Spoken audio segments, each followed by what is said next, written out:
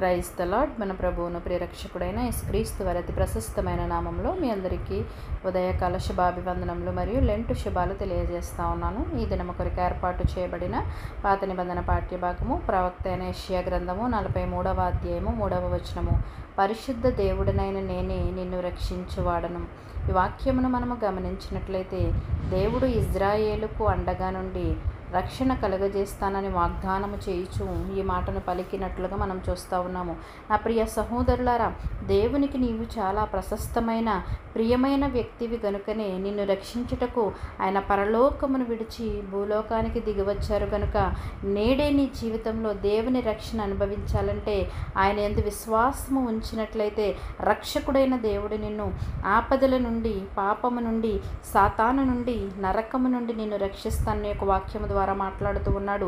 దేవుడు రక్షించిన కొందరిని మనము పరిశుద్ధ గ్రంథంలో చూసినట్లయితే మొదటిగా దాస్యత్వమును, పాపము నుండి ఇజ్రాయేలీలను దేవుడు రక్షించినట్లుగా మనం చూస్తూ ఉన్నాము. రెండవదిగా అగ్ని వంటి మహాశ్రమల నుండి షద్రకు, మేషకు, అబేద్నెగోలను దేవుడు రక్షించారు. మూడవదిగా నరక శిక్ష అంతటి నుండి రెండవ దొంగను దేవుడు రక్షించినట్లుగా మనం చూస్తూ ఉన్నాము.